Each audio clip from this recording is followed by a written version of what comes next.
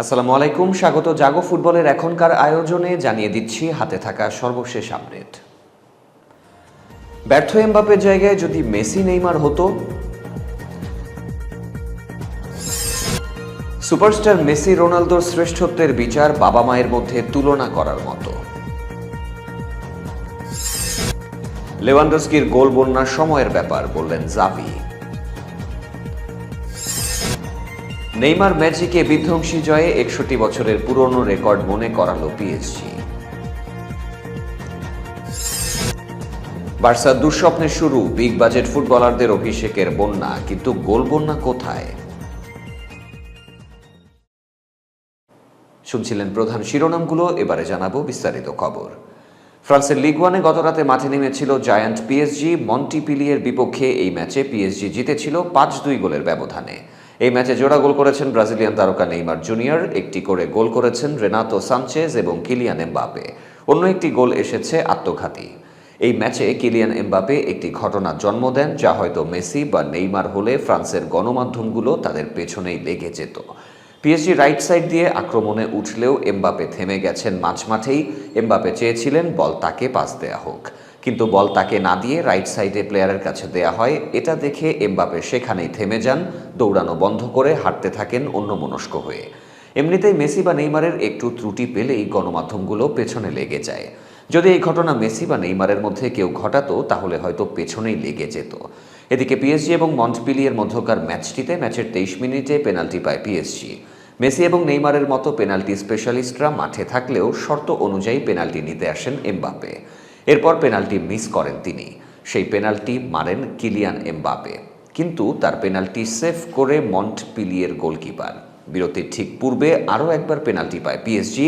এবার পেনাল্টি মারেন Neymar junior এবং সেই পেনাল্টি থেকে ঠিকই গোল করেন তিনি। কিন্তু এই পেনাল্টি নেইমার মারার পূর্বে ঘটে আরেক ঘটনা। এমবাপে দ্বিতীয় পেনাল্টি নেয়ার জন্যও এসেছিলেন, কিন্তু শেষ পর্যন্ত পেনাল্টি নিয়েছিলেন নেইমারই। এমবাপে যখন পিএসজির সঙ্গে চুক্তি নবায়ন করে, তখন শর্ত ছিল যে দলের প্রধান পেনাল্টি টেকার হবেন তিনি। এমবাপের এই শর্ত মেনে নিয়েছে পিএসজি। তারই প্রতিফলন দেখা গেল গতকালকের ম্যাচে। কে সেরা, ফুটবল যুবরাজ লিওনেল মেসি নাকি ক্রিস্টিয়ানো রোনালদো? ক্লিশে হয়ে যাওয়া প্রশ্নটার উত্তর এবার দিতে হলো কিলিয়ান এমবাপেকে। গতরাতে ব্যালন ডোরের ৩০ জনের সংক্ষিপ্ত তালিকা ঘোষণা করেছে ফ্রান্স ফুটবল সাময়িকী, যে তালিকায় রোনালদোর নাম থাকলেও নেই মেসির নাম। এ নিয়ে বিতর্কও হচ্ছে। সর্বকালের অন্যতম সেরা ফুটবলার মেসি এখন পিএসজিতে, এমবাপে সতীর্থ। তবে এখন ম্যানচেস্টার ইউনাইটেডে খেলা ক্রিস্টিয়ানো রোনালদোকে সেই ছোটবেলা থেকেই আদর্শ মেনে আসছিলেন এমবাপে। এই দুজনের শ্রেষ্ঠত্ব নিয়ে প্রশ্ন করায় একটু যেন বিব্রতই হয়েছেন বিশ্বকাপজয়ী স্ট্রাইকার। এই দুজনের মধ্যে কে সেরা সে ব্যাপারে কোনো সিদ্ধান্ত নিতে পারছেন না বলে জানিয়ে দিয়েছেন এমবাপে। তার কাছে এই দুজনের শ্রেষ্ঠত্ব বিচার করাটা হচ্ছে বাবা মায়ের তুলনা করার মতো। বাবা ও মায়ের মধ্যে কে ভালো এটা জিজ্ঞাসা করলে যেমন একজনকে বেছে নেওয়া কঠিন, এমবাপের কাছে মেসি রোনালদোর ক্ষেত্রেও তাই। এমবাপে এটা নিয়ে বলেছেন, প্রতি বছরই আমি রোমাঞ্চ নিয়ে অপেক্ষা করতাম কে ব্যালন ডোর জিতবে, মেসি নাকি ক্রিস্টিয়ানো।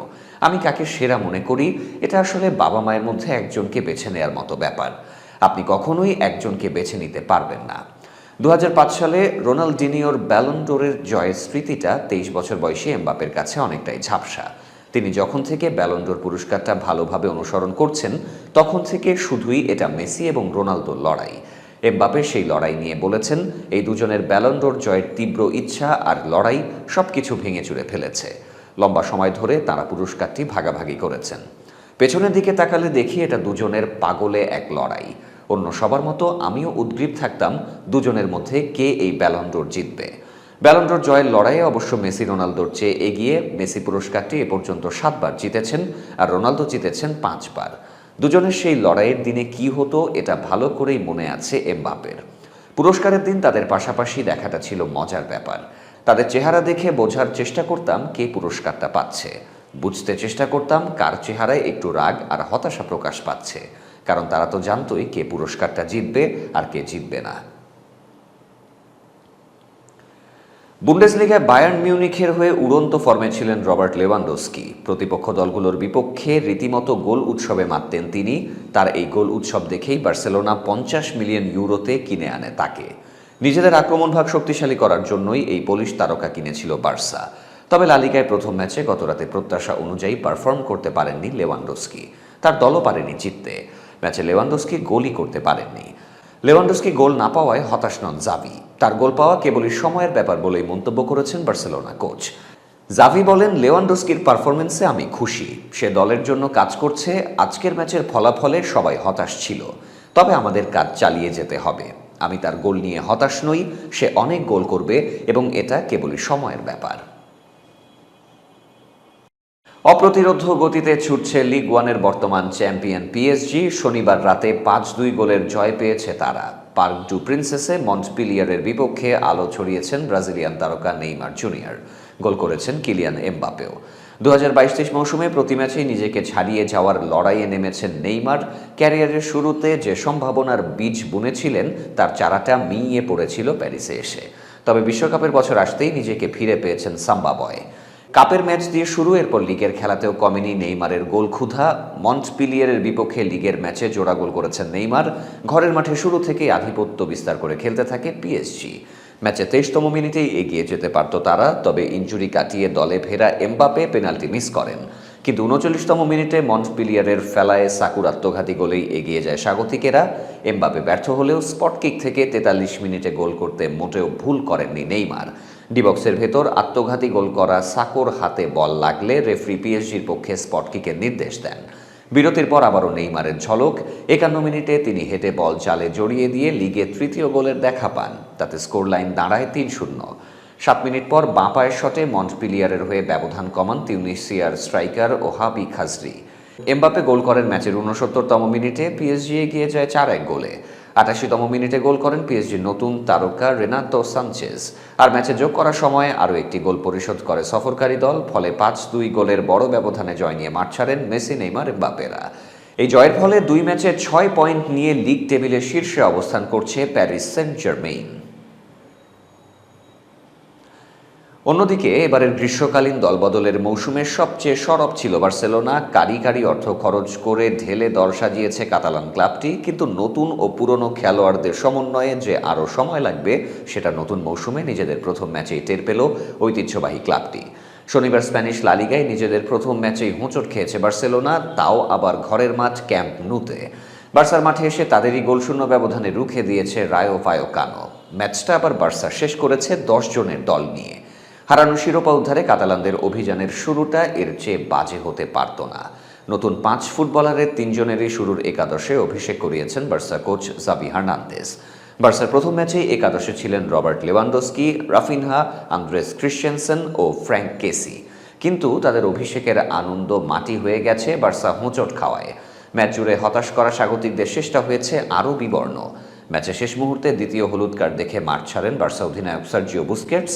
লাল কার্ড দেখায় লিগের পরের ম্যাচে নিষিদ্ধ হচ্ছেন তিনি।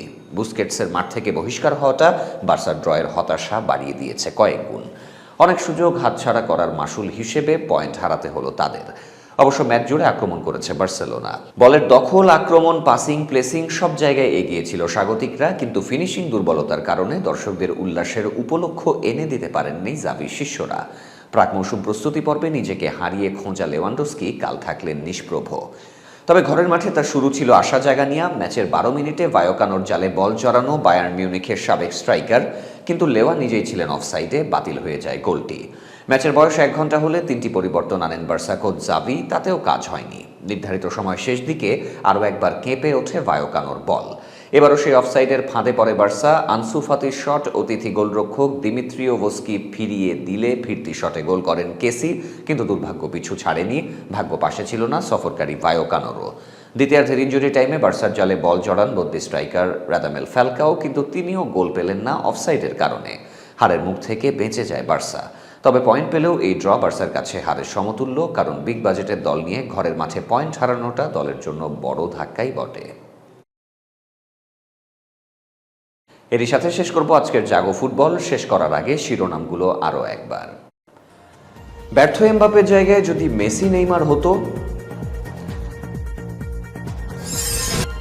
সুপারস্টার মেসি, রোনালদোর শ্রেষ্ঠত্বের বিচার বাবা মায়ের মধ্যে তুলনা করার মতো। লেভানডস্কির গোল বন্যার সময়ের ব্যাপার বললেন জাভি। নেইমার ম্যাজিকে বিধ্বংসী জয়ে ৬১ বছরের পুরনো রেকর্ড মনে করালো পিএসজি।